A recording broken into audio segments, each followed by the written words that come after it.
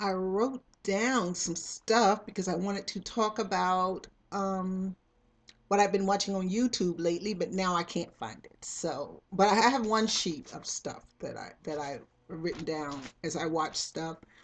Let's see. Let's see. I finished my Christmas cards today. I don't do a lot of Christmas cards anymore. I used to, well, no, not really. I never did, but I'm not one of those people that goes through their Rolodex and send everybody a Christmas card. I don't do that because I try to make it a little personal. I try to write a little note in each one, especially the ones to my sister. So basically, my family um back home, and that's probably it. I have, like I said, I have um dinner, Christmas dinner for my godson, and I usually hit one or two parties. This year, everything's conflicted. I couldn't go to Breakfast Club. I couldn't go to um the movie they had the other night because I had something else to do. Tomorrow night there's a party, ugly sweater party. I'm gonna try and make it. I just hate getting all dressed up for a couple of hours like that. I just, for a real party, I don't mind. But for, one of those little holiday do-do-do-dos, it's hard to, get all makeup and get dressed and all that stuff for, just for a couple of hours. That gets on my nerves. But I would like to take some pictures. So, I might go. It's according. Let's see. I decorated for Christmas. I did that. I don't know if you guys can, let me turn the camera. See that white blob? That's the end of my Christmas tree. I have a white Christmas tree. It's really kind of pretty. And you can see, I can't, I'm dyslexic. There. You can see right there is my little menorah sitting on the counter. I do both because, hey, I need the double punch. I don't know, one I've always wanted a menorah, and one this is kind of funny. This happened a couple of years ago. I had ordered a menorah, and I thought I ordered it online. I've always wanted one, and I ordered it online, and I ordered it like the 10th of December, something weird like that, thinking, I think Hanukkah was like close to Christmas, like it is this time. And so I'd ordered it. I thought for some reason it was coming from New York. Don't ask me why I thought that. And it was the Christmas, I think it was the first Christmas I was actually going to Japan for Christmas. And I ordered it. It didn't come. It didn't come. It didn't come. And so the lady that was watching my cat, I had two cats at that time, and was watching the cats because I didn't want to board them because Tabitha was too old to be boarded. Um, I told the guy that worked here, I said, look, like our, handyman. I said, look, this package is going to come, and they have a habit of leaving things outside the door during the Christmas holiday, outside your door during the Christmas holiday, because they really don't have time to be coming back and back and back again. And it didn't come, and it didn't come, and it didn't come, and I was like, okay, well, I had to leave like the 15th, something like that, so it never did come. So by the time I got back, I think I got back on the 30th of December, something like that. I got back, and the little tag was in the mailbox. Come to find out it was registered. I didn't know it was registered. And I didn't know it was coming all the way from Israel. I mean, this was a real one. I'm like, oh my gosh. So um, it was too late to do anything with it then, of course. Hanukkah, everything was over. Christmas, everything was over at that point. So what I did was of course, I looked at it. It's so beautiful. And then I put it away. And then Easter, I had dinner with some friends of mine, my god, another one of my godsons, and I took it, and upon my demise, it goes to their family. So, because I thought, it should go to it should go to a Jewish family, but you know, so last night was the first night, and I lit it. I have to go get some more candles. So the candles I have are too short. I don't think you're supposed to be changing candles like that, but I'm sure. God will forgive me. Those were the short, the candles were too short. so I have to go and get some longer ones. So I did that. I talked about that. I decorated yesterday. Um, I was supposed to go to this class yesterday. I ended up not going because, well, actually, it was really weird. I was messing around. I was supposed to start at 3. It wasn't anything mandatory, anything like that. The VA just has a lot of stuff they want you to go to, and then everything you go to, you can kind of get credit. Not really credit, but it just proves how, okay, let's put it this way, the harder you work, the harder they'll work for you. Put it that way. And I had intended to go, and but I got busy. I just got busy. I just started putting up my Christmas stuff and, listening to music and all that kind of stuff. And next thing I know, I was supposed to be at 3. I looked up and it was 2 o'clock. I'm like, oh my gosh. But one of the guys from one of the security companies called me yesterday. And of course, we played phone tag.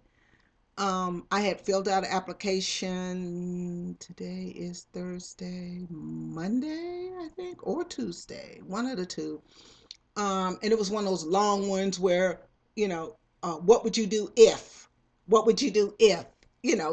Stupid stuff. And I don't do that kind of stuff at home. I do that. I go down to the where my job coach is. They have computers and stuff like that for people who don't have computers. Obviously, I have one. I have two actually, but I don't like to do that stuff at home.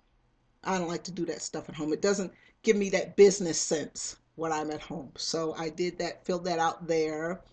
Um, and so the guy called me yesterday morning about 10 o'clock, something like that. And I don't know why I didn't answer the phone. I think because I didn't recognize the number, but I got to stop doing that because I got to remember I'm job hunting. So there is going to be weird numbers on my phone. I don't know. But that's just one of my little idiosyncrasies. So, and it looked like it said 42. I didn't have my glasses on and it looked like it said 426, which I couldn't figure out what area code that was. And those weird phone calls you get from Arabia or whatever those scams and stuff are. I didn't recognize the area code. Then after I put my glasses on, I realized it was 425, which is Seattle. So that was fine. So then I called him back. Yeah, that's what brought my attention to that. It was 2 o'clock because I said, okay, I'll call him back, but I wanted to eat first, and so my sugar would be level and stuff like that. And I wanted to dig out some of the Christmas stuff and start putting this stuff up. And then I said, okay, well, a good time. I don't want to call anybody back around noon because they'll be out. But I did call back about 2 o'clock, and then I looked up and I was like, oh my gosh, I'm supposed to be at that place at 3, but okay, it was too late by that time. There's no way I could have gotten dressed and got down there by 3 o'clock. Um, so I didn't go. So I called him back, and even though I was trying, that's what I accidentally happened. I did end up getting his voicemail, but you know, at least I touched back base with him. So I'll wait to hear more about that. Haven't heard anything else about the new apartment. Still waiting on the background check and all that crazy stuff like that. So we'll do that. Let me see. I wanted to talk about. I had a another sheet of paper with um the list of stuff I've been watching on YouTube lately, because as we know, I am in ABW, anything but writing phase. Well, no, actually, um I did a little bit of work on Raven Knight, kind of cleaning it up as far as like I've gotten. Oh wait, maybe it's here. No, it's not. Um, I did a little bit of writing on that, kind of cleaning that up. Like I said, whenever I get in the, get in the mood where I really can't write, not particularly writer's block, but get so I really can't do too much. I will work on an old story or work on something. I always keep a short story going. Raven Knight is one of my short stories. So I went back and kind of looked at that a little bit and took a whole bunch of stuff out and, did that. So I did that a little bit. And then um, it was one thing when I got close to the end of my of Raven Knight, my character, and the man that holds her in the castle. Her Sir Guy holds her captive in the castle. She's a Moor. I told you guys about Raven Knight, that he drug her from the Holy Land. He was in the Holy Land fighting in the Crusades. He brings her back to England with him, and they're walking down the beach. And one of the scenes I really like, where I'm at now, um, is that they're walking along the beach, and they meet these two men. And what we later find out is that one of the men actually is a cardinal. I have to do some research and look up the name of who would be the pope around this time. I think it's 1193, something like that. I'm gonna have to look that up. But at this time, he's still a cardinal, so he's traveling through England and through Europe, incognito, with just like one scribe with him or whatever. And he comes upon the couple walking down the beach, and what's happened is Sir Guy's asked her, well, will you stay here with me? Will you stay? You're free to go, but then he asks her to stay, and she says yes. And then they're walking along, and so this couple is coming. These two men are coming towards them, and the two men are this cardinal and his scribe. And the cardinal says to to his translator, his scribe, who's a translator who speaks English, um, you know, did you have you asked the lady to marry you? Is that what's going on? Is it, are you have you asked her? Because they're hugging, and she's saying, oh yes, I'll stay with you, blah blah blah blah blah.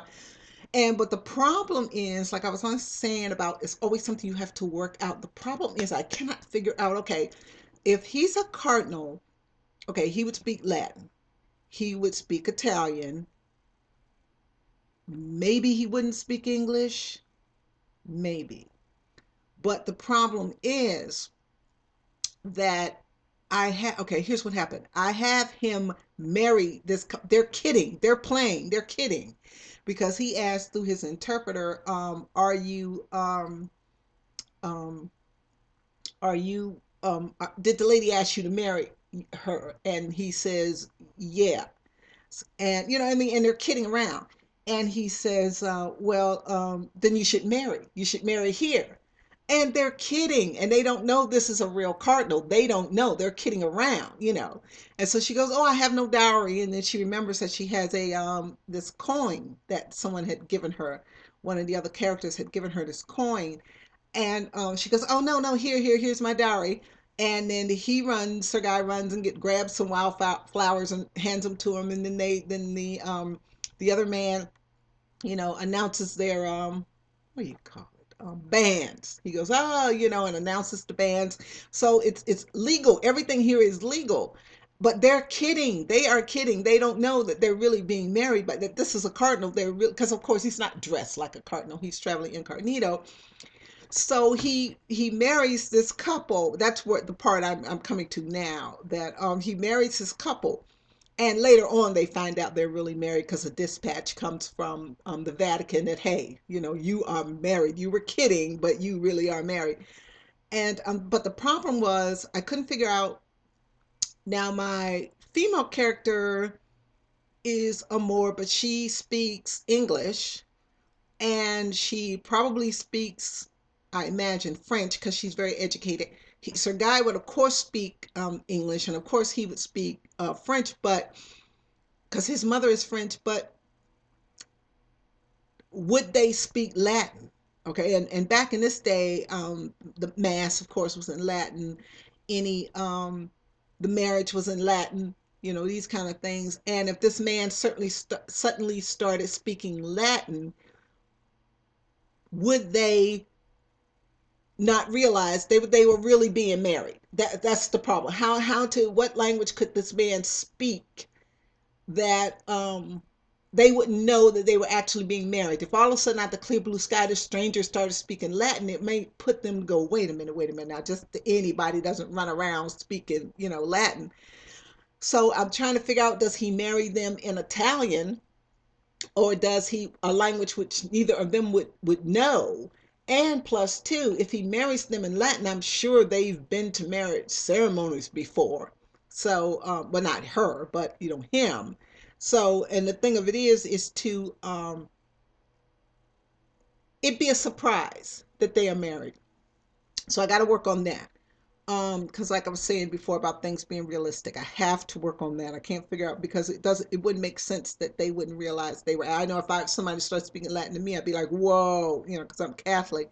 So I'd be like, okay, something's going on. But anyway, I had to work that out. Also, there was a lot of work stuff to work out about um like I was saying before, how to get the outlaws. It's kind of loosely a Robin Hood thing. Um Out of the forest, and like I said before, there's one character, my Will Gamble sort of Scathlock sort of Scarlet character is the one who wants to stay in the um in the forest and keep doing the same thing he's doing. Everybody else is like, look, Friar Tuck has had a fall, like I said before. One of the other ones decide Huntington decides he needs to, go back to his family and, take care of his thing. Lady Marian, of course, she's pregnant. Um, there's a couple of other, I think, John Little and I think Munch go, yeah, they go back to Heather's Edge where he's from because there's been a drought and a really bad winter and they need to go back to their village because they don't want their village to, all this stuff happens. And Will is the only, diehard who wants to stay in the and keep doing the same thing, but he's actually not well at all. Um, what we know is he's having heart attacks. He doesn't know what it is, but he's actually he has heart disease and he's having, tiny little heart attacks. But of course, he doesn't know what it is, and they're all worried because they know he's sick. And one of the scenes I really, really like is that he is one of the villages needs tax money. And when they normally would have gotten together and ran out and robbed somebody and paid or walked into the village with these, all these bags of coins, being the heroes and being, applauded for being the heroes. Um, Instead, Huntington just takes the money from the coffers and pays it, just pays it off. And that starts a real problem with him and Will. So Will has pretty much alienated his whole because he just can't let go. He doesn't know anything else. He's a outlaw and he's that's all he wants to do. That's his that defines him. I think I wrote that's his identity. He can't. He's been offered places to stay. He's been offered to go with John Little and Much. He doesn't want to go. He's been offered the chance to stay. Of course, Lady Marian isn't staying at her place anymore. She's living in Huntington in the castle now. Her and her father, and he wants to and she said, well, look, you can caretake my estate if you want to. You'll have somewhere. He doesn't want to do that. He wants things the way they are. And he's a very familiar character in that way, wherein the other characters are like, look, times are changing. It's time to do something else. It's time to do different things. And he's the only one that doesn't want to. So that's really good. Also, there's a scene I need to write where well, Sir Guy and Robin, my kind of sort of Robin Hood character, have been kind of battling this out, but and they've decided, they're not fighting with swords anymore. They're fighting with, politics and money and armies and, that kind of thing. And they decide kind of a corporate kind of fight, because they're both wealthy and they both have this power. So they decided that, they're going to square off like this. And the old Earl dies. And because Gisborne's father died when he was a very young guy and left him like at 13 or 14, the Lord of Gisborne, he goes to Huntington Castle to pay his respects when the old Earl dies. And I think that that's going to be a very good um, scene. So I am going to stop now and play this back and then do some more stuff when I come back.